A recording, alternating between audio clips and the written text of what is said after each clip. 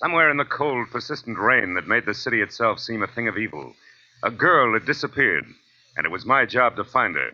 But before I did, I found death and a devil.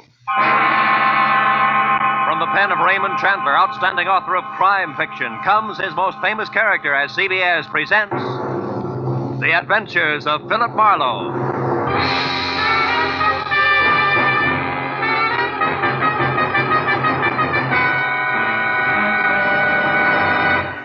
And now, with Gerald Moore, starred as Philip Marlowe, we bring you tonight's exciting story, The Black Halo.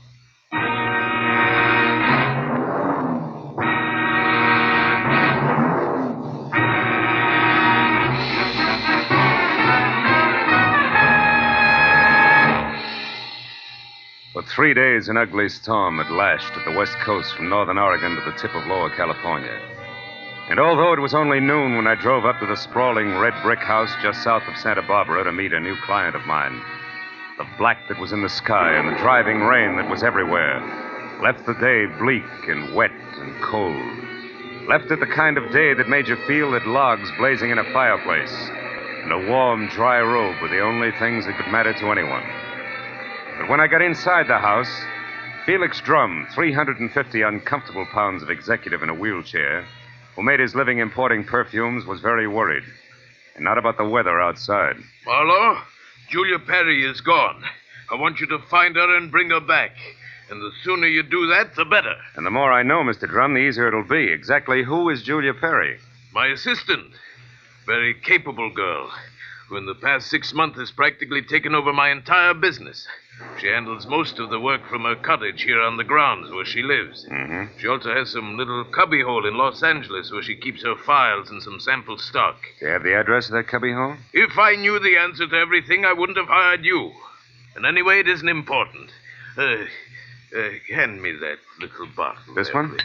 Yes. No, here. Thank you.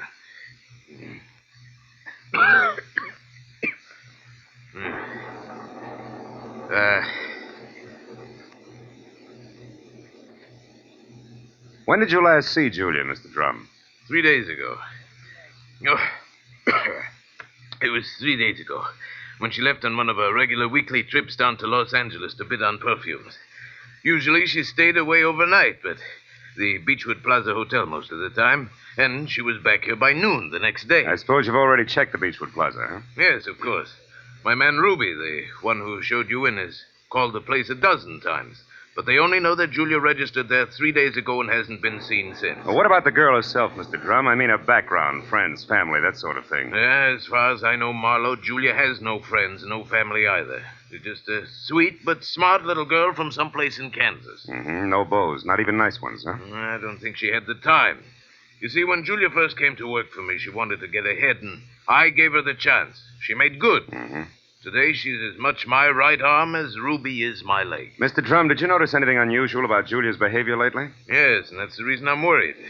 About 2 weeks ago, I saw changes in the girl, Marlowe. She seemed less spry, more preoccupied. Oh? Yes. I figured it was overwork myself, since the end of the year always means detailed annual reports, so I made no comment at the time. I see. Tell me, Mr. Drum, what does she look like? Well, I have no pictures, but she's a blonde of medium height and was wearing a plaid raincoat and a little circle of a hat when she left. Uh-huh. Altogether, she's sweet and simple, if that's what you mean. Yeah. Do you mind if I stop into the cottage on my way out? Marlowe, you turn the place inside out if it'll help any. Only since I'm certain that Julia's in some kind of bad trouble, you be quick and find her.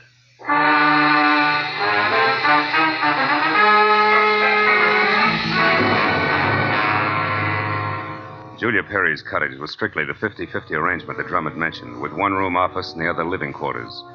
In the office, I found everything in its proper place, so I moved to the other room. The moment I stepped over the threshold, the white fluff that trimmed the quilted bedspread and the splash of color in the drapes said that Julia Perry had to be something soft and warm.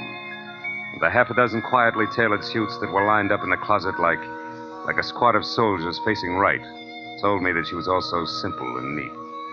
I ran through the pockets of her clothes and all the drawers and closets in the room, trying to find something that would give me a lead that I was sure I had to have. But after 20 minutes, I'd found only a leather cigarette case, a package of peppermint lifesavers, and a maroon and gold monogram book of matches, the cover of which was half torn off so that I could only be certain that the middle initial was a V and that an E or an F were on either end. But since the name and address of an L.A. novelty company was on the inside, I bought the matches as a starting point, dropped them into my pocket, and headed for the door. When I opened it, I was surprised to find Ruby, Drum's right-hand man, purple scar and all, standing in the rain, and staring at me like my ears were spinning. You seem to be a very thorough man, Mr. Private Detective. And you seem to be a very nosy one. What do you want? To help Julia, nothing else. Here's a postcard that came for her this morning. It was mailed in L.A. yesterday. Yeah? Dear Julia, tried to reach you at Santa Barbara 1181 both yesterday and today, but got no answer. I'm leaving. I'm leaving town tomorrow. As one little girl who fled life in Haven, Kansas to another, I would have enjoyed seeing you again. For a bit before I moved on to who knows where. Anne. Santa Barbara 1181. That the number here? Yeah. It's Julia's private business phone. Well, what do you think? The postcard any help? Possibly. Tell me, Ruby, why didn't you show this to Mr. Drum? I forgot about it until just now. You're a liar. Well, it's on account of the postcard was delivered here to the cottage. Which is no man's land for you? Yeah, sort of. Mr. Drum doesn't like people who work for him mixing socially with each other. Or maybe a sweet kid like Julia hasn't got any use for the passes you've been making at her, huh? Hold it. I like Julia, and even if she don't go for me, anything I can do to help her, I still do, understand? Yeah, I understand. I'm not so sure I believe. Goodbye, Ruby.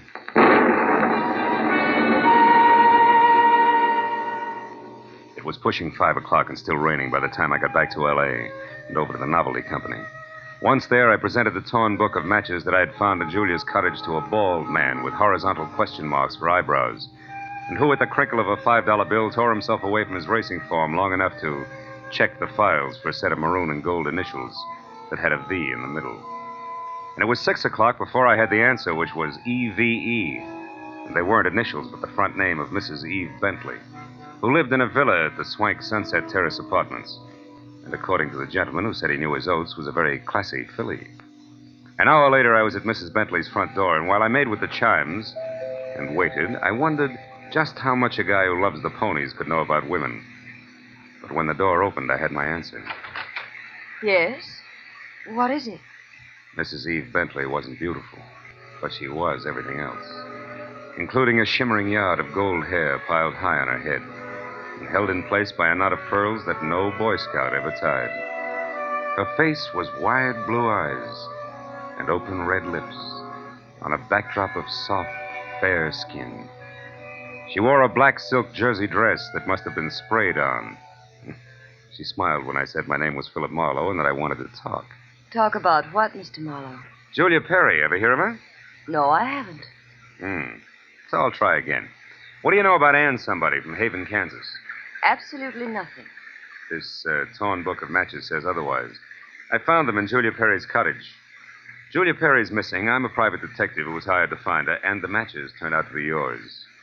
Now, may I come in? Why, yes. Thanks. Now, Mrs. Bentley, maybe we ought to start all over. No, wait just a minute, Mr. Marlowe. I may be able to help you. Did this Julia Perry deal in perfumes? That's right. Now, how did you know that? Because I just remembered something. And now I'm sure I can explain why my matches showed up where they did. Just a minute. You know, whenever I'm talking to a beautiful woman, somebody's always creeping around in the kitchen. Who is it this time? Oh, really, Mr. Marlowe? There's a storm outside, and there are windows and trees. If you put those three things together, that noise could have been a branch scratching on a glass pane. Or somebody with squeaky shoes and a lot of curiosity. Somebody like Mr. Bentley, for instance. Huh? Oh, I doubt that, Mr. Marlowe. You see, Mr. Bentley's been dead now for 3 long years. Oh, yes. Well, you were saying something about the matches. Oh, yes. This Julia Perry must somehow or other gotten hold of him through my fiancé, Marvin Whitaker. How does that figure? Like 2 and 2. Marvin is in the perfume business. Ditto Julia. Also, I think he mentioned her name once. Said she was very clever for a girl who looked like somebody's kid sister. That fits all right. Where will I find said fiancé? At his favorite bar and grill. But won't you have a drink first, Mr. Marlowe? No, thanks, Eve. There isn't time. Now the bar and grill. The Blue Boar. Blue which? Boar, Mr. Marlowe. Yeah. It's a very English spot over on Wilshire, opposite Arthur Murray's studio. But before you dash, do you at least have a match? Yeah? Whole book of them, honey. Torn cover and all. And I want you to keep them. After all, they brought us together, didn't they?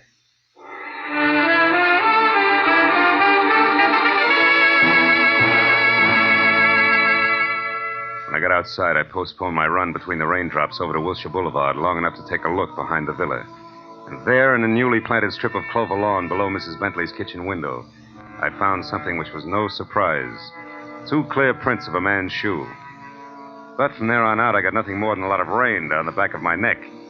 So 10 minutes later, I dripped into my car and headed for the Blue Boar and Eve Bentley's gentleman friend.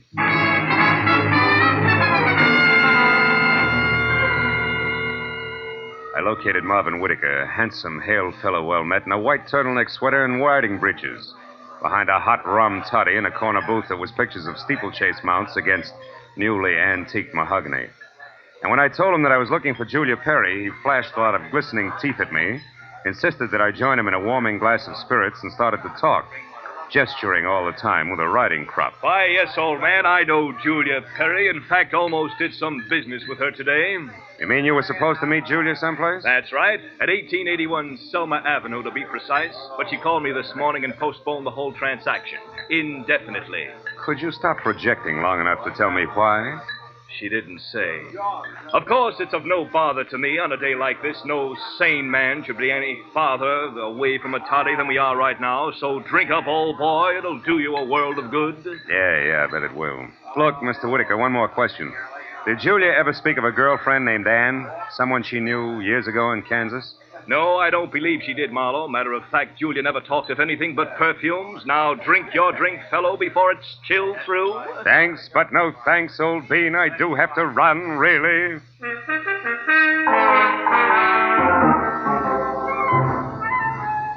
was a 20-minute drive to the address on Selma, and the rain had stopped by the time I got there. The place was one of those once-upon-a-time rooming houses that had been partitioned off into a couple of dozen 2x4 cubby holes, just big enough for the very small businessman to fill his fountain pen in.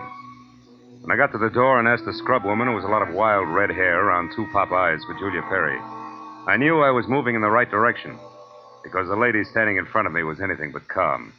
And more important, she had just heard a pistol shot from the back of the house. Yes, that's right. A pistol shot not over 2 minutes ago. I'm sure that Perry girl had something to do with it.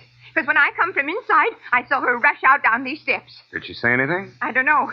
She was gone out of sight before I could open my mouth. But I know it was her on account of that plaid coat and little hat she wears. Yeah. Now, which room is hers? Come on. Well, that one there with the light showing under the door. But it's locked. You won't be able to get in. I just tried. Well, we'll try again for luck. It's not the best lumber. Believe me. This is terrible. Nothing like this has ever happened to me before. It's a man. Yeah. A dead one at that, Granny. Do you know who it is? Uh-huh. Well, the mud and clover grass on the bottom of his shoes, I'd tag him as a guy who was looking in a lady's kitchen window about an hour ago. But from that purple scar on his chin, I can do even better than that. The name Granny is Ruby, a guy I thought was still in Santa Barbara.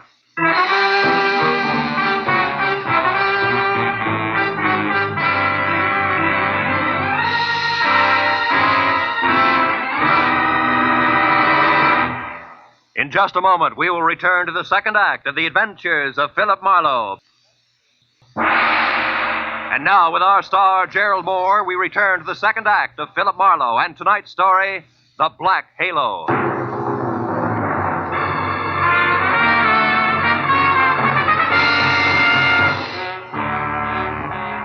Ruby's body sprawled on the floor, and the girl in the plaid raincoat running away from it meant one thing. Julia Perry's trouble was important, like life, but more like death. A half sneer was congealed on Ruby's face, and his eyes, turned waxy, still held a look of mild surprise. I wasted some breath telling the scrub woman not to touch anything, and then I put in a call to my overweight client in Santa Barbara. He was glad to hear from me, at first. Marlowe. Well, now, I didn't expect a call from you this soon. You sure work fast, don't you, lad?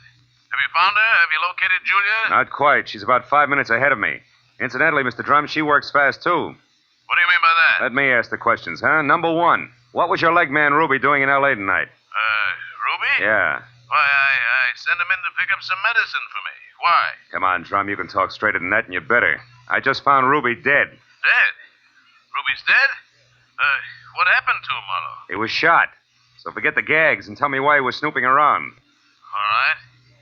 I didn't trust you. No. It's my policy to trust nobody until he proves himself. I sent Ruby in to follow you and check on your progress. That was brilliant. You only made 3 mistakes. First, I don't need to be checked on. Second, you got your man killed. And third, you forced Julia's hand. Because it was Miss Perry herself who pulled the trigger on Ruby. Julia? Marlowe, I don't believe that. Which proves nothing, Mr. Drum, but skip it. Tell me, do you know a man named Marvin Whitaker? Whitaker? Yeah. No, should I? Well, he says he's in the perfume business. Well, I know everybody on the coast who bought more than 2 bottles of perfume at one time in the last 40 years, and I don't recall that name. I think the man must be a liar. So do I. Thanks for the help. And, Drum, if you've got any more expendable flunkies around, keep them out of my hair. I'll call you when I've got something.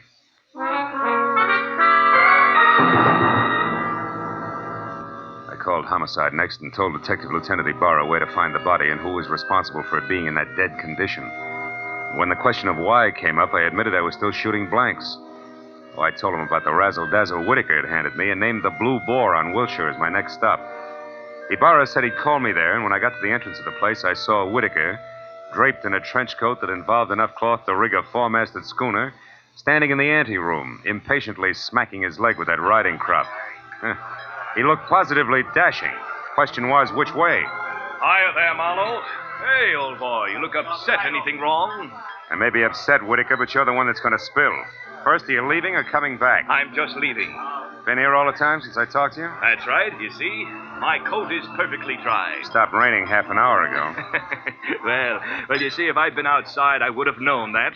But why this 3rd degree, Marlowe? What's up? It's a long story. Maybe we better sit down and talk it all over from the beginning. Oh, I'm afraid I can't. Not just now. I've got a date. She'll keep. Not this one. It's something rather special. Special, huh? Like Eve Bentley?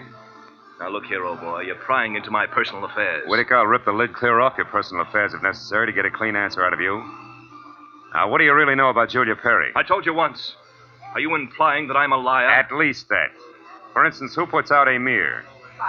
Come on, Whitaker. It's a well-known fragrance. Why, I don't recall offhand. That's strange, because any woman knows Amir's a Dana perfume. Just what are you trying to prove by all this? That as a perfume dealer, you stink. And try this for size. When I got to that address you gave me, I found a fresh corpse there with a bullet hole in it. A murder? Yeah, and your routine was pat, brother, so before Homicide starts combing out the snags in your story, you better untangle it yourself right now. You lied to me. Now, why'd you do it, Whitaker? Why the double tell? All right, Marlowe, I'll tell you. I'll tell you this! Oh! He was as quick as a wounded cat. The riding crop slashed across my face even before I'd realized he'd moved. And by the time the red light stopped dancing in my eyes, Marvin Whitaker was gone. I turned as the head waiter walked up to me. He studied the hot red welt rising on my face for a moment and then murmured discreetly that if my name was Marlowe, I was wanted on the phone. It was Lieutenant Ibarra. Marlowe, you can stop beating the brush for Julia Perry. We found her. You did? Where is she, Ibarra? She's out in the alley here, behind the Beechwood Plaza Hotel, Marlowe. Exactly 8 floors down from the window of her room. She fell through the glass roof above the rear entrance. Oh. It's not pretty. Oh. She explained the whole thing, including that Ruby guy's murder, in a note we found in her room. I'll be right over, Ibarra. Okay, don't hurry.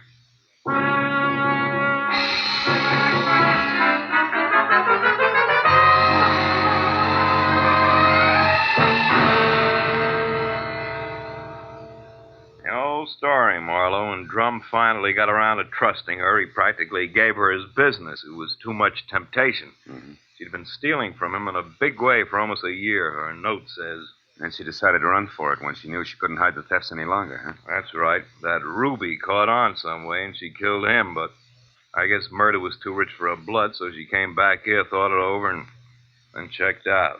Yeah. All she left behind was a little plaid raincoat and a purse over there. Hey, she was wearing a dinky hat, too, Ibarra. Did you find that? Mm-hmm. Come over here to the window, Phil. See down there on that canopy, that little black circle? That's her hat. I sent Mooney down to get it. Can't leave any loose ends around, you know. Yeah. Got a light, Lieutenant? Oh, sure. Here you are. Thanks.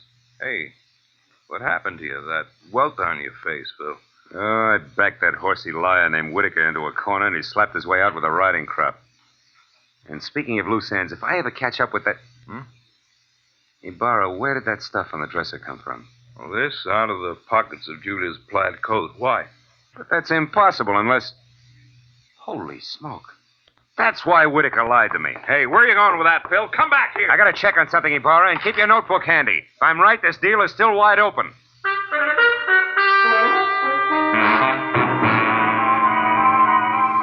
All the way from the suicide's room in the Beechwood Plaza out to the widow's villa in the Sunset Terrace, my mind juggled a jumble of facts, trying to beat them into a brand new pattern.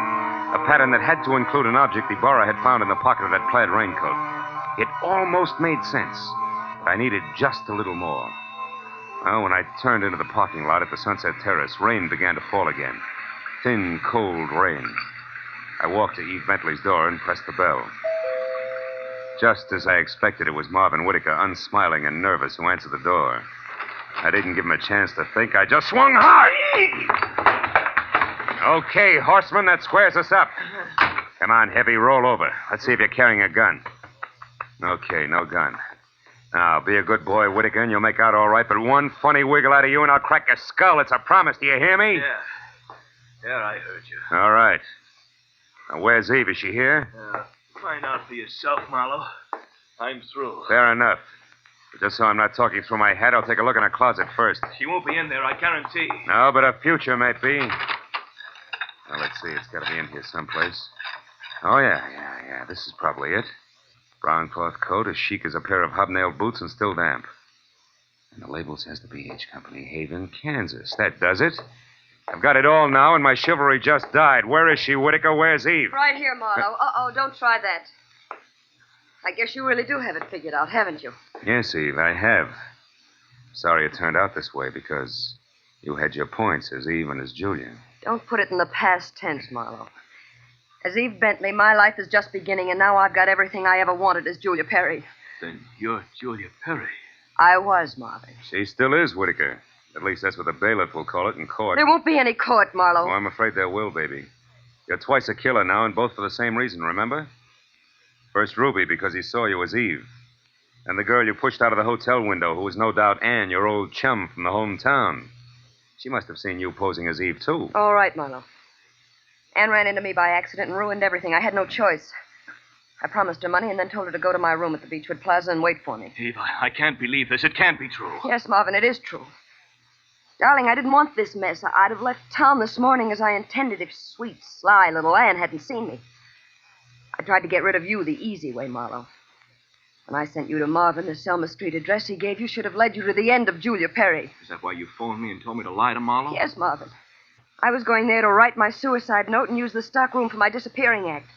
But Ruby caught me, and after that I had to work fast.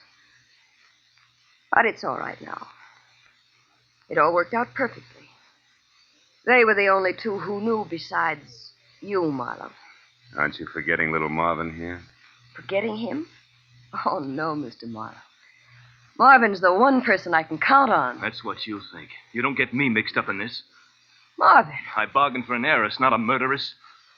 Why, you dirty load. All right, then. I'll use this gun on you, too, because I'm getting out of here and no one's going to stop me. But you're right between us, Eve. You can't get us both. He's right, baby. You're not good enough to get us both, and killing just one of us isn't going to solve anything. What do you say? It's been a long night, baby. You just couldn't tell when you were late.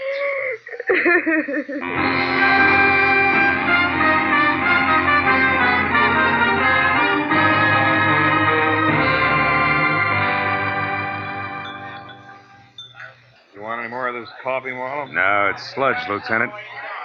I wonder what Julia Perry uses for a heart. You know, she planned the thing for 6 months when she first set herself up as Eve Bentley. And it probably would have... Want to check now? Oh, yes. Yeah. Probably would have worked if everything hadn't closed in on her. Yeah, her friend Ann from Kansas, Ruby the leg man. And you with that torn book of matches. Incidentally, that was pretty fast figuring up in the hotel room there, Marlowe.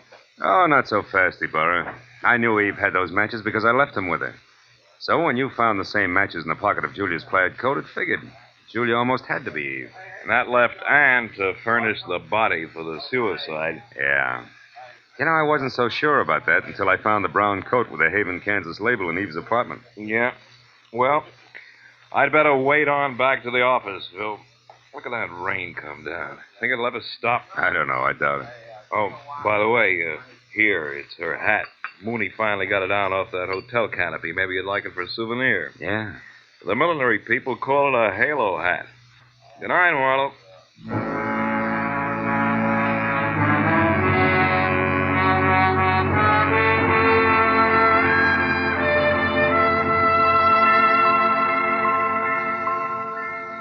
I sat there a while after Ibarra left, looking at the rain in the street, and the cold coffee in front of me, and Julia's little round halo on the table. And finally I got up and went outside. Dirty water scudded along the gutter and gurgled thickly into the sewer drain at the corner. For a minute I caught a glimpse again of the girl I'd figured Julia Perry to be when I went through her cottage in Santa Barbara. Yeah, that girl was an angel. But when I finally caught up with her, her halo turned out to be black, jet black, inside and out. I dropped the little hat into the gutter and watched it go as far as the drain at the corner. And then I went home.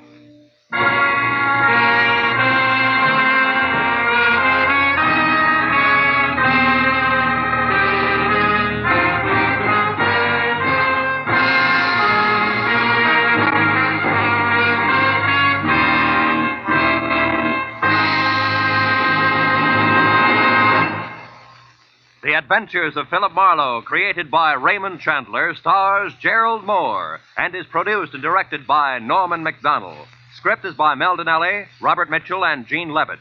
Featured in the cast were Joan Banks, Paul Frees, Peter Leeds, Jack Crucian, and Lois Corbett. Lieutenant Detective Ibarra is played by Jeff Corey. The special music was by Richard O'Runt. Be sure and be with us again next week.